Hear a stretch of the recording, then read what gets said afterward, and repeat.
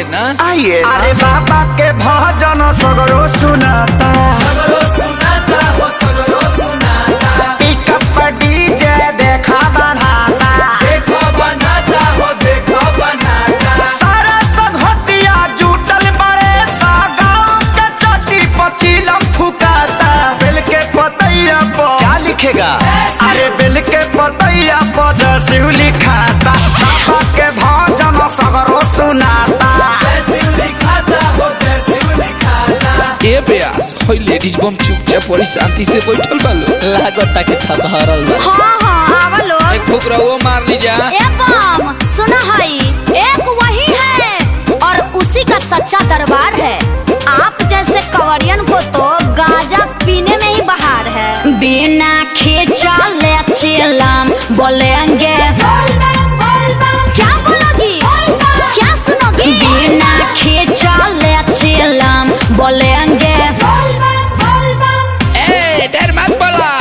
अरे जाने दो पगले, हर बात पे खिसियाते नहीं और ऐसे मौके बार बार आते नहीं। ए क्या तू दिल बुतू? तू चला हम चल ही देवा घर नगरिया ए गोरिया, तब बनी के बाबा के कांवरिया ए गोरिया। जीवन के बाबा के कांवरिया ए गोरिया। थोड़ा बुरा हूँ थोड़ा अच्छा हूँ, जैसा भी हूँ महादेव तेरा ही तो बच्चा हूँ। कि चार ओरी लौके गेरुआ रंग मन हरसायो जी, कि बड़ी भाग से सवनावा है आयो जी।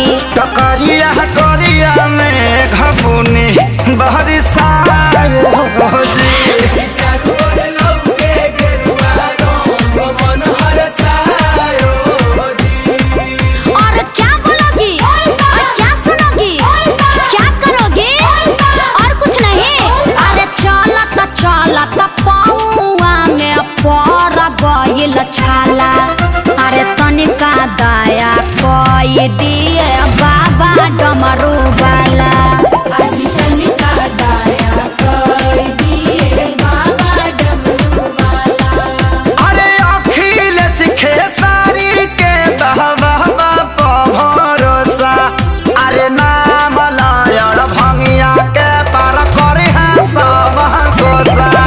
अरे नाम लायर भंगिया के पार करी है सब कोसा।